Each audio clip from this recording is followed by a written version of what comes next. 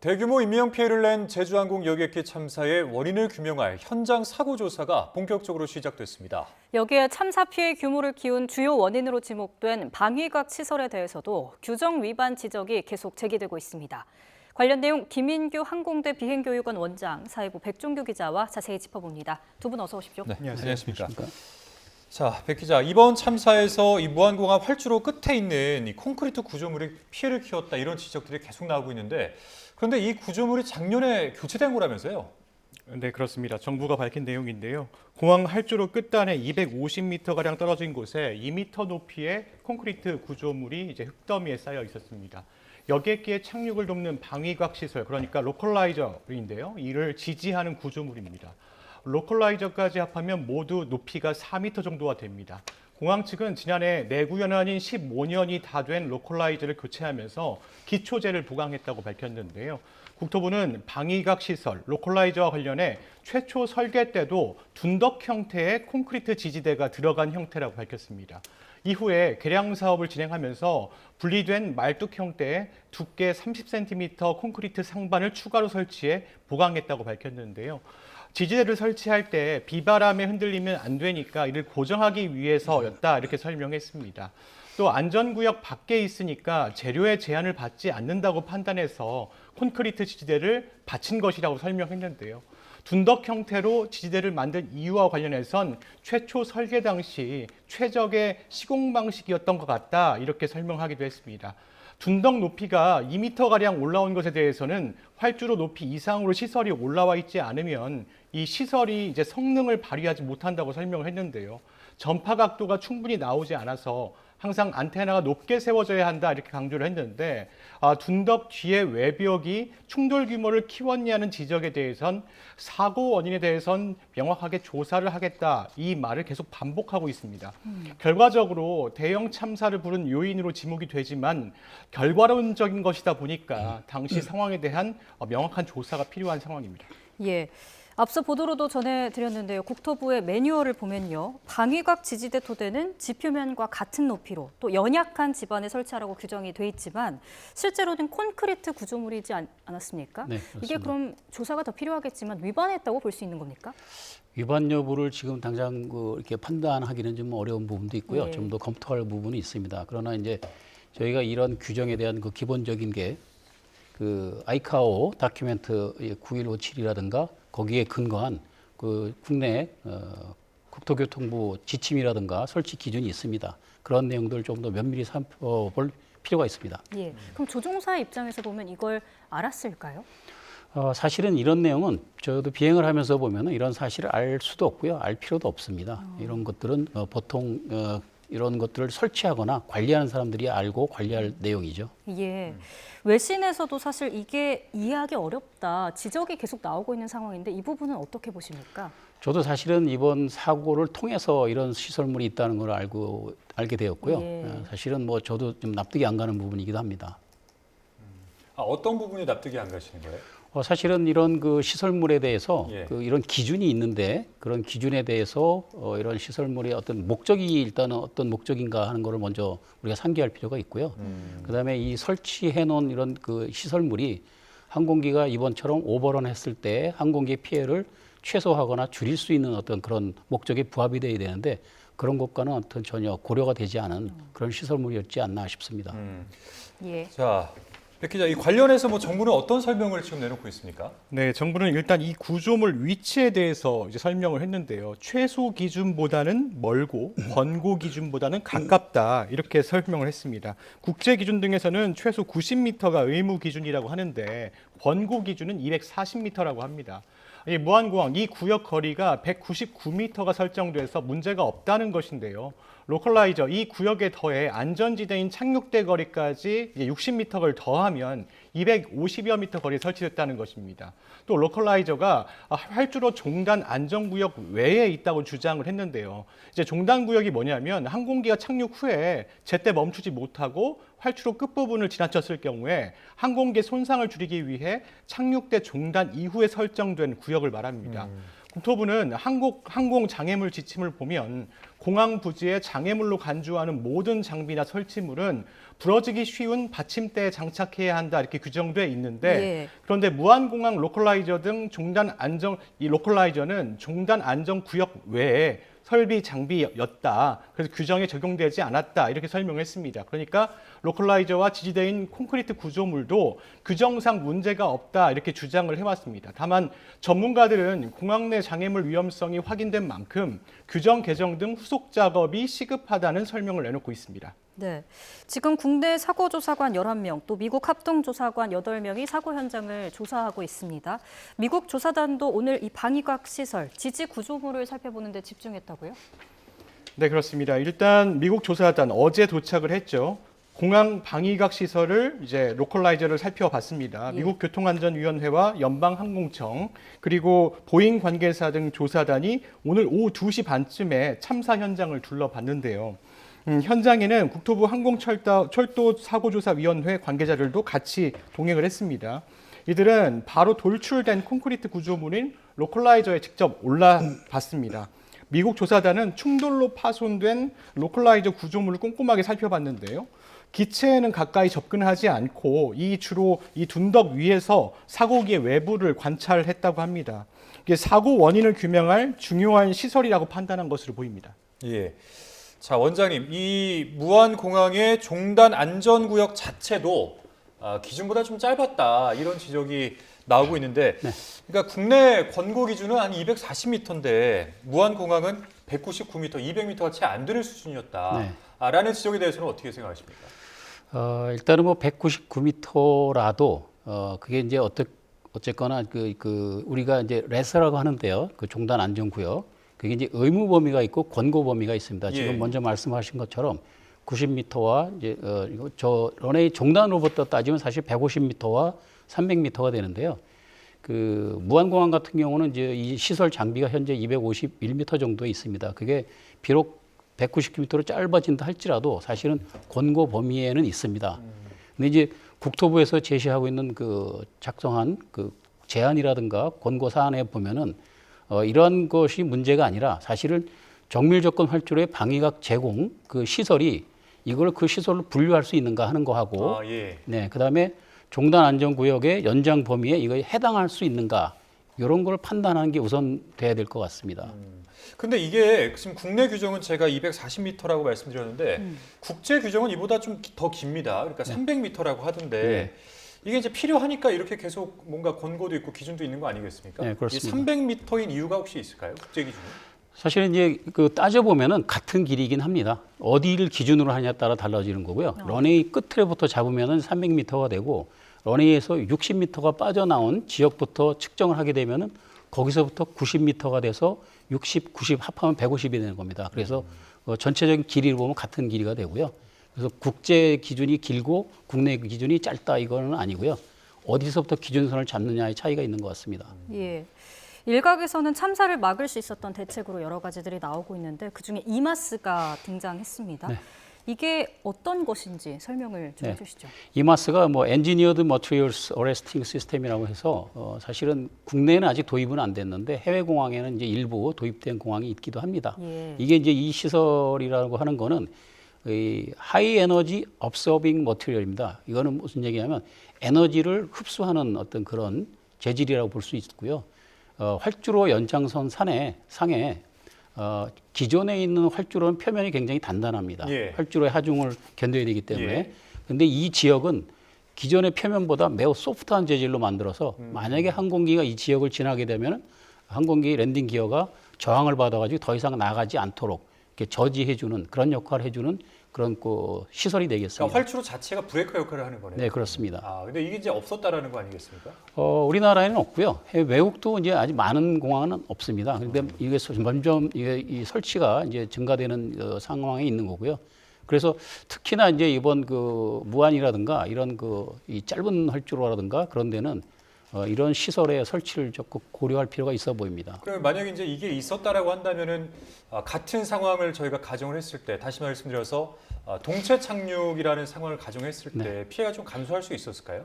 제 생각에는 아주 굉장한 도움이 도움을 받지 않았을까 싶습니다. 예, 아주 이유- 아주 유효한 장비라고 생각이 됩니다. 예. 그래, 알겠습니다. 자, 뭐 사고 당시에 이 사고기의 조종사 그리고 관제탑의 교신 내용 뭐 일부 밝혀지기도 했는데 어찌됐든 이런 부분들이 사고 원인을 규명하는 데 핵심 가운데 하나일 텐데 지금 이 부분도 사고 조사위가 들여다보고 있잖아요. 네, 그렇습니다. 어제 이제 나온 이제 새롭게 밝혀진 내용은 이제 메이데이, 메이데이, 메이데이 그렇게 예. 조종사가 3번 외쳤고 그 다음에 조류 충돌이라는 것을 2번 정도 언급했고요. 복행하겠다는 이야기를 했다. 이렇게 관제탑과 교신한 내용을 일부 내용을 밝혔습니다. 이제 국토부는 블랙박스 분석과 함께 관제탑과 사고기와의 교신 내용 등을 들여다보고 있는데요. 당시 관제탑에는 담당 관제사가 2명이 근무하고 있었다고 합니다. 사고조사위는 어제 관제통신 기록을 전체를 입수를 했고요. 예. 내용을 분석하고 이제 교신한 관제사와 면담도 진행을 했다고 합니다. 그런데 이제 사고조사위원회가 당시 어떤 교신들이 오갔는지는 또 밝히진 않았어요. 어떤 상황이었는지가 되게 중요한 사고 원인을 밝히는데 규명하는데 되게 중요한 조사이거든요. 그렇죠. 예. 그런데 일단 조사위는 이제 다양한 이제 사고 원인을 들여다봐야 되니까 일단 이 관제사와의 대화 내용들은 아직 밝히지 않고 있습니다.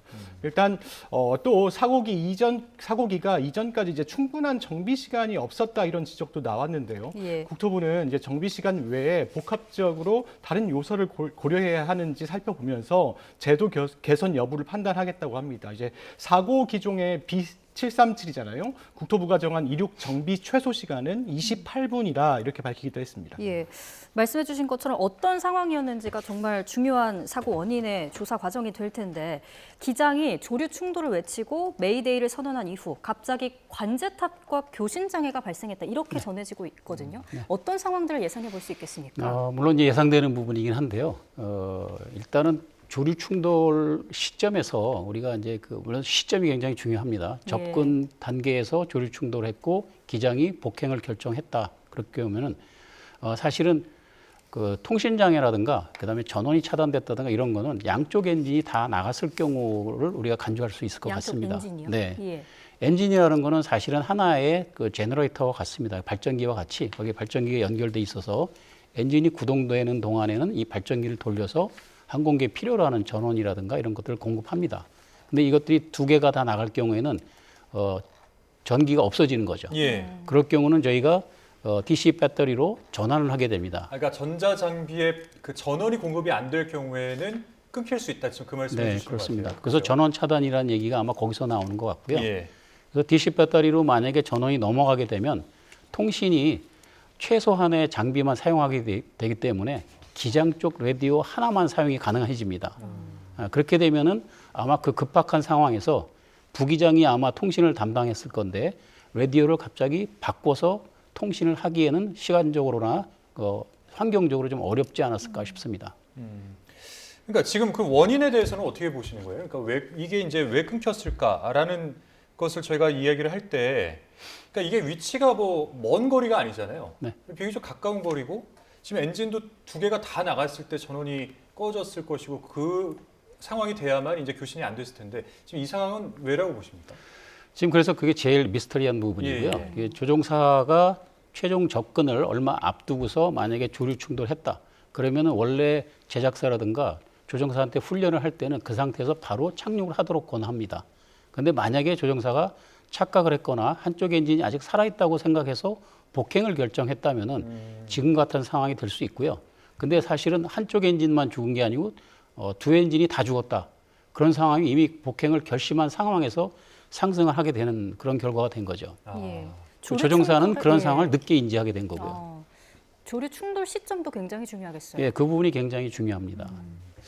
자, 그리고 이번 참사가 뭐 랜딩기어 고장 문제로 동체 착륙이 이루어지면서 여객기가 속도를 줄이지 못해서 더 큰 인명 피해를 낳은 것으로 지금까지는 밝혀지고 있는데 국토부가 혹시 이 랜딩 고장 그리고 엔진 고장 그리고 랜딩기어 문제의 연관성을 좀 조사하고 있는 상황입니까? 네, 그동안 국토부가 그 엔진 고장과 랜딩 기어 고장의 상호 연관성이 없을 것이다 이렇게 사실 이야기했었거든요. 그런데 오늘 이야기를 조금 바꿨습니다. 오늘 처음으로 엔진 이상이 랜딩 기어 미작동으로 이어질 가능성을 인정한 건데요. 이제 두 개의 엔진 모두 고장이 나면 유압계통에 이상이 생겨서 이제 문제가 생길 수 있다. 다만 모든 게 다 고장 났을 때 이제 수동 레버가 있는데 이는 엔진이 고장 나고 랜딩 기어가 안 나왔다는 전제로 말하는 것이라고 선을 그었는데요. 조종석의 수동 레버 작동이 안 됐는지 등에 대해서는 상황 추정은 가능하지만 정확히 이제 블랙박스를 봐야 정확한 내용을 알 수 있다 이렇게 언급하기도 했습니다. 엔진 고장, 이제 랜딩 기어 문제로 이어지지 않는다는 기존 입장과 달리 엔진이 모두 고장 날 경우에 유압계통을 통해서 랜딩 기어에 영향을 미칠 수 있다는 것을 정부가 처음으로 인정한 겁니다. 그러니까 아까 이제 우리 원장님께서 말씀하셨던 것처럼 엔진이 다 고장이 나면 전원이 공급이 안 되기 때문에 그 중에 전자장비 중에 하나인 랜딩 기어도 뭐 연관이 있을 수 있다 이제 이런 취지인데. 근데 랜딩 기어라는 것이 물리적으로 열 수도 있는 거 아니겠습니까? 네, 그렇습니다. 예. 사실 랜딩 기어는 전자장비는 아니고요.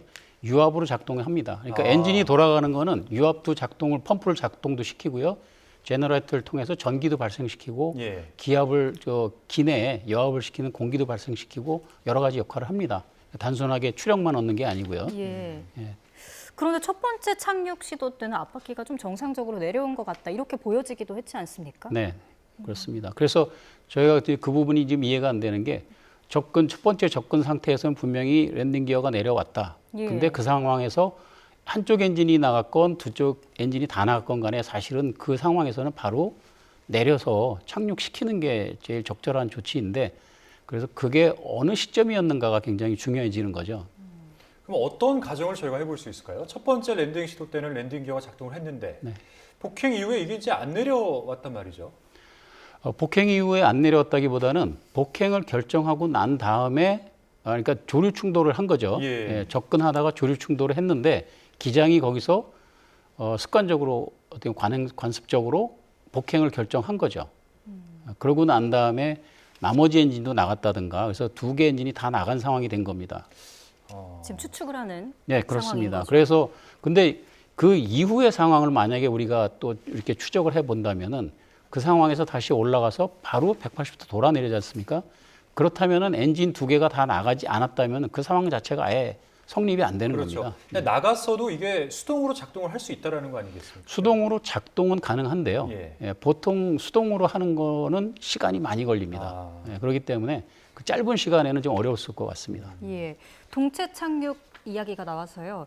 이게 랜딩 기어뿐 아니라 날개 뒤쪽에 속도를 늦춰주는 장치 플랩 또 스포일러로 불리는 이 스피드 브레이크가 있지 않습니까? 이런 것들도 다 작동하지 않았던 걸로 지금 보입니다.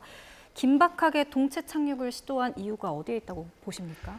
사실 플랩도 그 유압으로 작동이 됩니다. 마찬가지로 이제 엔진 네, 문제인 거죠. 예. 마찬가지입니다. 그래서 만약에 이게 안 될 경우에는 전기적인 어떤 그런 이 드라이브 모터로 작동이 되긴 하지만 굉장히 속도가 지연이 돼서 작동이 되기 때문에 짧은 시간에는 이런 것들을 할 수 있는 여력이 없어 보입니다. 보다 시간이 길어지는군요. 네, 맞습니다. 예. 그러니까 이제 이 전기적인 힘이 끊기는 뭐 셧다운 가능성 이런 것들에 대해서 이제 잠깐 언급을 해주신 건데 혹시 이 부분에 대해서 뭐 관련된 가능성도 살펴보고 있는 것이 있습니까? 네, 정부도 이제 항공기가 착륙 도중에 전원이 차단된 게 아닌가 하는 이제 주장이 있다고 한번 예. 언급을 했습니다. 이제 셧다운 같은 경우에는 항공기 전기 계통에 이제 문제가 생긴 것인데요. 항공기 전원 공급을 포함해 핵심 역할을 하는 이제 엔진 두 개가 모두 손상됐을 가능성을 배제할 수 없는 상태인데요. 엔진 두 개가 모두 고장났을 때 정상 운항이 이제 불가능하다고 이렇게 말씀해 주셨는데 전원 공급에 문제가 발생하면 이제 큰 출력이 필요한 이 착륙 장치인 랜딩 기어가 이제 작동하지 않을 수도 있다. 그래서 메이데이 비상선언을 하고 항공기어 관제탑에 교신이 끊겼다는 내용도 있었거든요. 예. 그렇다 보니까 이게 비행기가 이제 셧다운된 거 아니냐 이럴 가능성도 있는 겁니다. 또 착륙 후에 속도를 제어한 아까 말씀하신 플랩이나 이제 랜딩 기어 그리고 이제 역추진 그런 예, 시설들이 작동하지 않은 것도 이 셧다운이 됐을 가능성이 있다 이런 분석이 나왔는데요. 다만 이제 국토부는 지금으로서는 전원 셧다운도 추정일 뿐이다. 정확한 결과는 이제 블랙박스를 봐야 알 수 있을 것이다. 이렇게 설명하고 있습니다. 예. 근데 원장님 아까 이제 설명해 주셨던 부분들에 대해서는 이해를 했는데 그러면 그렇게 그 작동하는 메커니즘이 모든 비행기에 동일하게 적용되는 조건입니까? 이름이라든가 시스템에 약간 차이는 있는데 거의 동일하다고 볼 수 있습니다. 그러니까 이 기종의 문제는 아니라고 봐야 되겠네요. 네. 뭐 보잉뿐만 아니라 에어버스도 사실 뭐 시스템은 거의 유사합니다. 예. 지금 정확한 조사 결과가 나오지 않은 상황에서 무수한 이런 추정들이 나오는 상황인데 그래서 더 결과에 관심이 쏠립니다. 앞으로 조사 결과는 어떻게 진행이 됩니까? 일단 사고 조사는 크게 두 갈래로 나뉘어서 진행을 합니다. 현장 조사 작업과 블랙박스 해독 작업을 진행을 하는데요. 국토부 항공철도사고조사위원회가 사고조사관 11명과 미국 합동조사팀 8명이 무한 현장에 출동해서 사고 조사를 진행했다고 아까 말씀드렸습니다. 예. 일단 이제 오늘은 둔덕을 이렇게 봤다고 했거든요. 그런데 이제 기체 잔해 상태와 분산 현황을 확인한 것으로 보입니다. 남은 부품 등에서 사고의 원인을 가릴 단서 등 잔서 등을 찾는 증거 수집도 이루어질 것으로 보이는데요. 네. 사고조사위는 현장에서 확보한 사고기 블랙박스를 이제 김포공항 시험 분석센터로 옮겨서 표면 이물질을 세척하고 상태를 확인했다고 합니다. 다만 비행기록 장치와 음성 기록 장치 가운데 비행기록 장치는 자료 저장 유닛과 전원 공급 유닛을 연결하는 커넥터가 사라졌다 이렇게 밝혔습니다. 블랙박스 자료 저장하는 하나의 덩어리가 있고 전원을 공급하는 하나의 덩어리가 있는데 근데 이 두 개를 연결하는 선이 커넥터인 겁니다. 근데 이게 분실됐다는 겁니다. 분실된 이유는 확인하기 어렵다 이렇게 설명했는데요. 예. 데이터 추출 작업 이후에 어떤 기관들이 같이 이 블랙박스 해독 작업에 참여할지는 이제 좀 협의하는 절차가 필요할 것으로 보입니다. 예. 자료 추출 방법 등도 기술적 검토를 좀 진행해야 할 것으로 보입니다. 자, 원장님, 이 커넥터를 만약에 회수하지 못하면 어떻게 되는 겁니까? 커넥터 분실에 관한 부분은 저도 그 원인은 알 수는 없지만 사실은 커넥터는 사실 제조자가 미국이기 때문에 또 미국 합동조사팀이 같이 또 조사를 시작했고 그래서 이런 부분들은 아마 같은 조사팀 내에서 곧 지원이 되지 않을까 싶어서 조사가 지연되는 건 그리 오래되지 않을 거라고 저는 예상합니다. 예. 비행 기록 장치를 이렇게 분석을 할 수 있다면 주로 어떤 내용들이 확인될까요? 비행 기록 장치에는 뭐 많은 데이터들이 들어갑니다. 예. 뭐 예를 들어서 항공기의 어떤 그 항적이라든가 고도, 속도, 그다음에 헤딩 변화나 이 자세 변화 이런 것들이 다 들어가고요. 특히 이번 같은 경우는 저희가 주의해서 봐야 될 부분들이 이제 엔진 상태 이런 예. 것들이 많이 들어갑니다. 그래서 시간이라든가 엔진의 어떤 그 변화라든가 이런 걸 알 수 있고 그래서 특히 제가 이제 주목하고 싶은 부분은 언제 엔진이 멈추었는가 이런 부분들을 좀 알고 싶은 부분들이 있죠. 아까 계속 이제 언급해 주셨던 그 전원 공급 문제가 발생을 했다면 그런 부분들도 다 기록이 네, 다 되게 되게 들어가 되는 있습니다. 겁니까? 네. 그래서 그게 한쪽 엔진만 나갔는지 두 엔진이 다 나갔는지 아니면 그게 얼마만큼 시차를 두고 나갔는지 이런 부분들도 다 파악이 가능합니다. 예, 지금 국토부가 일단 음성 기록 장치에서는 정보 추출을 시작했다 이렇게 발표를 했는데 그것을 통해서 동체 착륙을 시도할 수밖에 없었던 그 이유도 확인이 되겠습니까?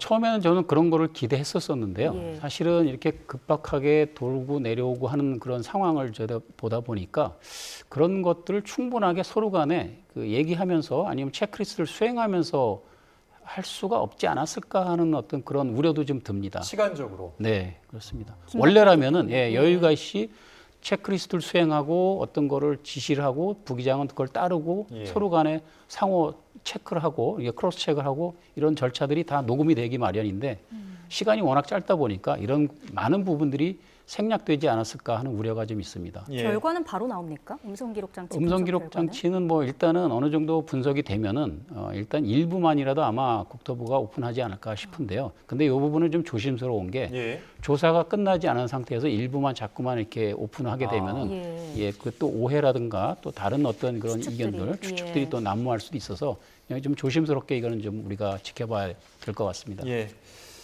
자, 한편 뭐 이번 참사로 인해서 무안공항 다음 달 1일 오전까지 폐쇄하기로 했는데 지금 이 기간이 좀 연장됐다고 하는 것 같아요.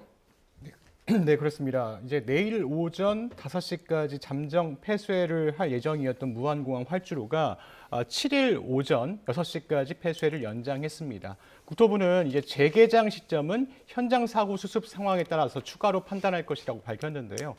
그러나 파손된 로컬라이저 재설치 등 공항 정비를 마치고 이제 재개장하려면 최소 수개월 정도가 걸릴 수 있다는 전망도 나오는데요.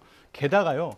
방위각 시설, 아까 로컬라이저, 그리고 이걸 지지하는 받침대가 있었지 않습니까? 콘크리트 받침대. 이 구조물이 실제로 문제가 있다, 이런 결론이 나오게 된다고 하면 다시 또 재구성하고 다시 설치를 해야 되는 부분이 있거든요. 예. 이제 이렇게 된다고 하면 무안공항 활주로가 정상화되기까지는 상당한 시간이 걸릴 것으로 보입니다. 근데 그게 이제 그렇게 되면은 다른 공항까지 다 전수 조사가 될 거 아니겠습니까? 네, 그렇습니다. 일단 이 문제에서 규격에 대한 설치 기준이 변화가 된다고 하거나 아니면 또 다른 방향으로 바뀐다고 하면 예.